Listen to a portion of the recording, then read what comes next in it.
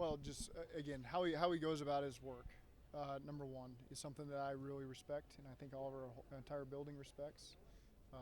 Number two, just the type of receiver he is, big body, great body control, tremendous speed down the field, but great body control to transition out of those breaks. And so again, he's one of the top receivers in this league, and we don't want that just walking out of the building. And so when you get an opportunity to whatever it is, put a tag on him and keep him in the building and let him play at least another season for us, I think that's critical. I think after the season, I don't remember which week, but I saw a tweet that Lab had said that he had heard that you were maybe considering giving up play calling. Was that accurate? Were you ever considering that? No, I like the process we have going right now, and now it's a new challenge. Dan stepping into that and Brad moving in the quarterback role.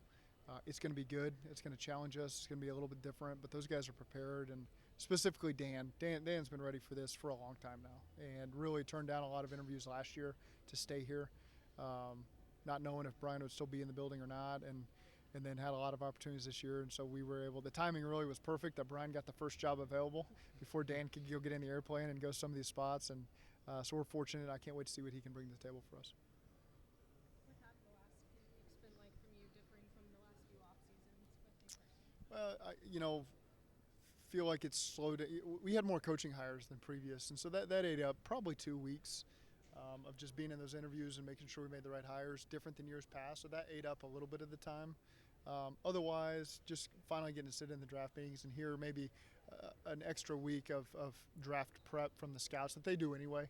I just don't always get to sit in at this point in the year. Usually I'm catching up when we get to the combine. So I personally feel a little bit better prepared, and I know our position coaches have watched a lot more guys than they would have at this point. So you're just a couple weeks ahead on that process, and that's a good thing for us right now. When you look at a potential defensive lineman, like a right nose tackle, D tackle that could fit in your spot defensively, what are some good traits that y'all are looking for an interior defensive lineman right now? Guys that are consistent, and so again, you can see that from the guys that we have in our building.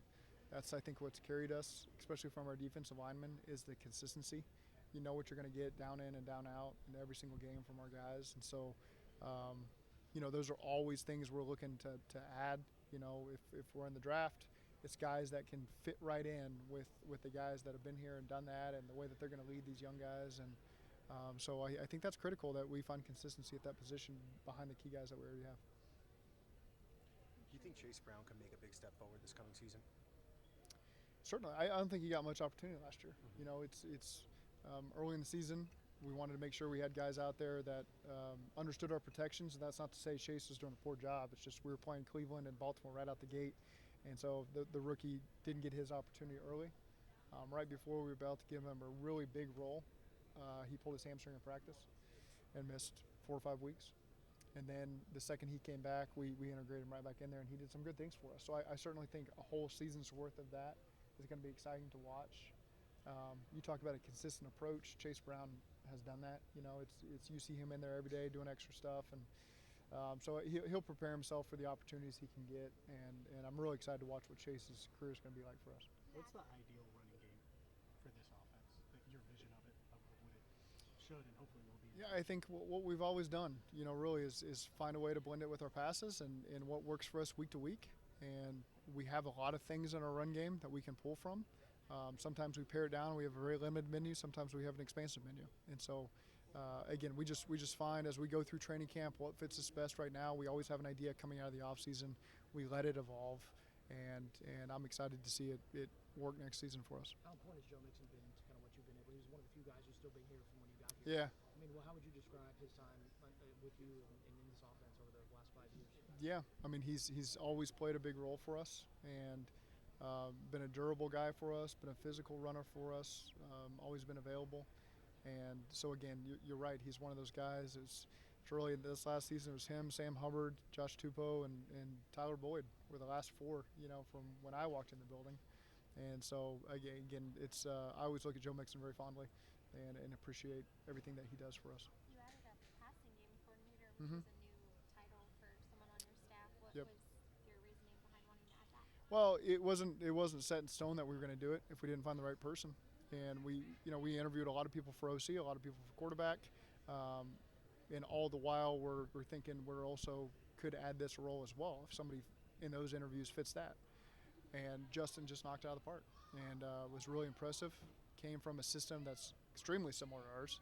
It's the Rams offense in Minnesota, and still a lot of the same terminology, things I'd forgotten that we'd done years ago in LA, and so it brings a fresh perspective to us. We'll continue to integrate that role in with the other coaches, and it'll evolve over the course of the year, but the most important thing is finding the right person. It's not just a really smart person that can bring new ideas. It's the right person that comes in the building, and we've taken a lot of pride in adding good people that fit with our staff, and Justin's another guy in a long line of those guys that I think is going to bring a lot of positive thoughts and energy and everything. It's going to fit right in with our coaching staff. How critical, Zach, is it given where you're picking in the draft that especially the first round pick comes in and contributes right away? Well, you're always hopeful that people you take early on can have a big presence for you early, but at the same time, it's got to be a throwing pace. It depends on what position they're at.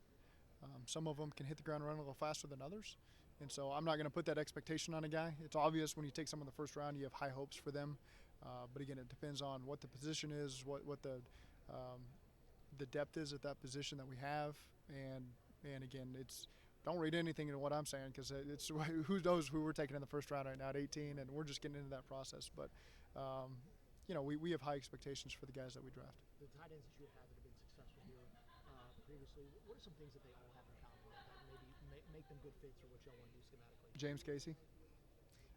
He gets the most out of every guy that walks in that room, and they would all say that to you. Guys who have been here and left, guys who are here now. I think that the consistency that he brings to the table, he gets the best out of every single person. They love playing for him,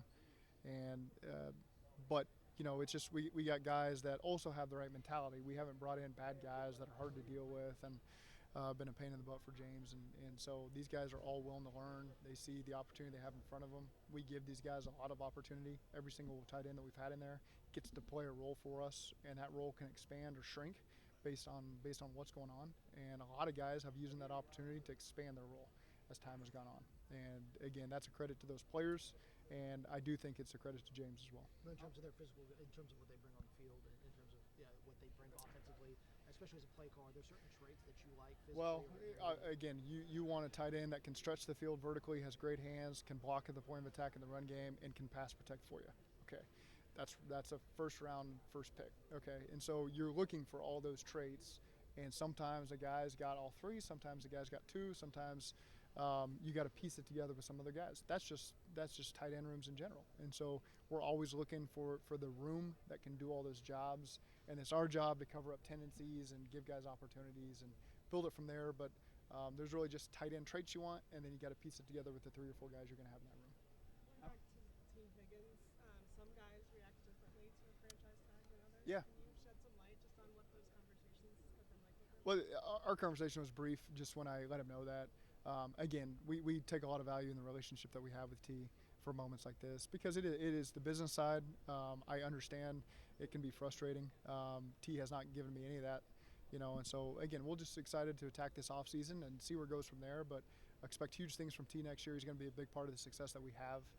He knows that, we know that, and so I'm just excited to get to the season and see what he can do for us. Jamar said in an interview at Radio Row at the Super Bowl, he was asked about moving into the slot more, and he said that was some place that he didn't feel like he had really ventured into a lot. Do you, with Tyler Boyd maybe not being back next year, do you envision moving Jamar more into the slot? I think we're always looking for the best way to use Jamar, and whether that's outside on the left, the right, the slot, number 2 in the slot, 3 in the slot, backfield.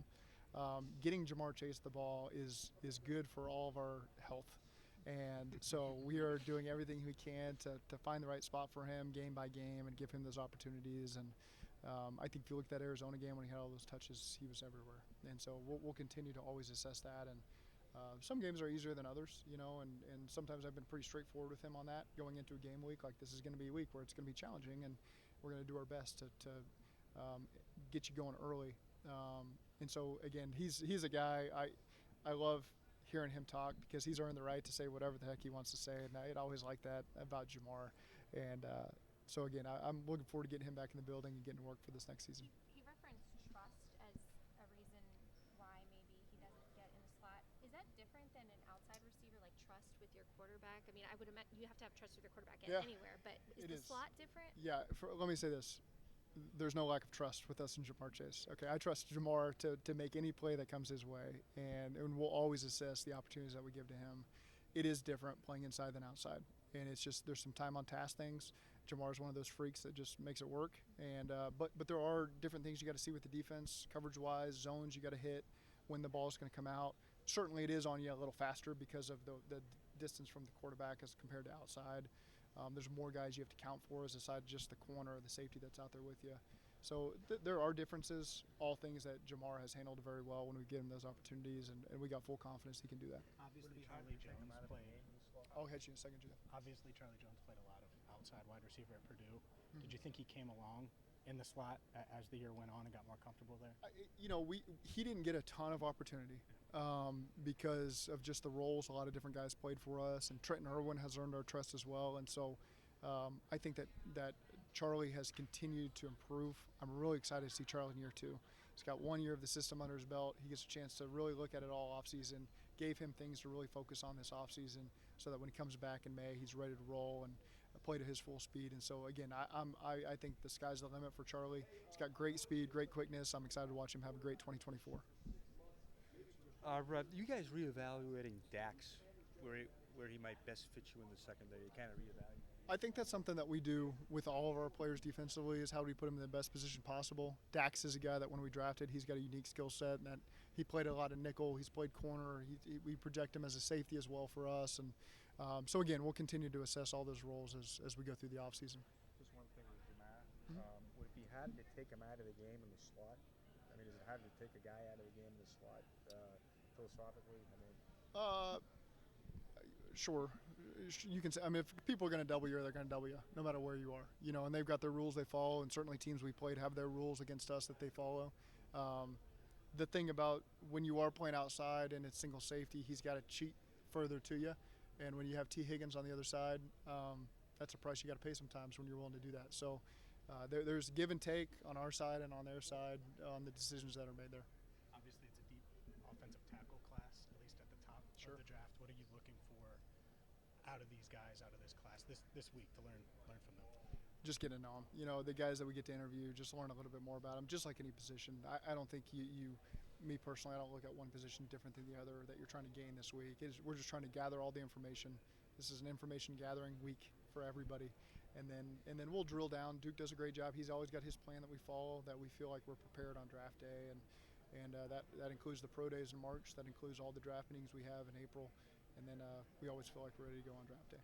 Is there measurables in some of the guys that you've looked at or liked in previous drafts, or guys you liked in free agency, that on the offensive line that you've seen that are maybe have in common, or certain traits that they have physically that maybe make them good, tough physical players, man. I mean, everybody could draw up the ideal offensive lineman, I think, with the length and the size and all that stuff. But at the same time, we want guys that fit into our room and fit into our system. And so, again, we'll continue to make those decisions as we get closer to the draft. Is there a minimum length requirement you guys need, especially at tackle?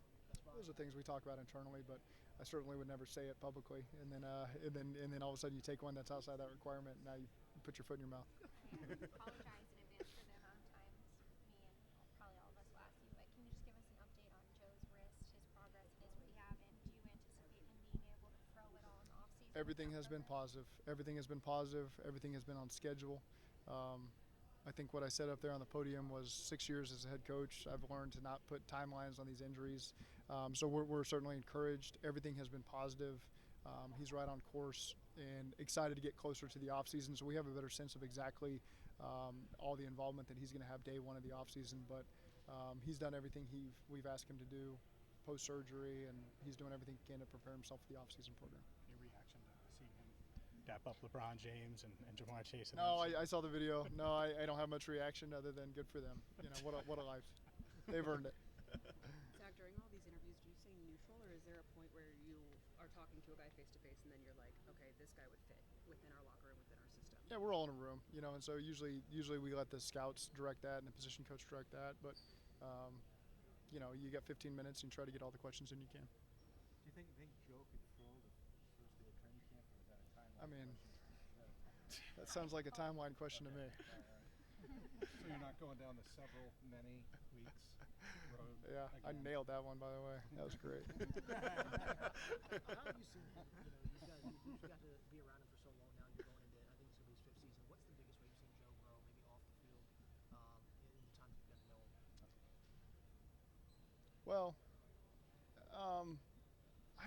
Man, he's just been the same, and really, I think he has a process that works for him, that's always worked for him.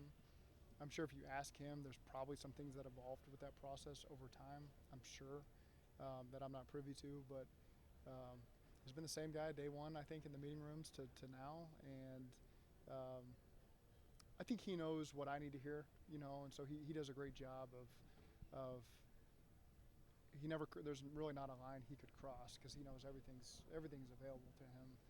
But I just try to make sure that we always have that dialogue and communication, and what's important is what he thinks on the field and is comfortable with, and I want to think like him as best as I possibly can, and so I always ask a lot of questions that direct me to those results and answers, and he's always given me the information I need every time I ever ask anything of him.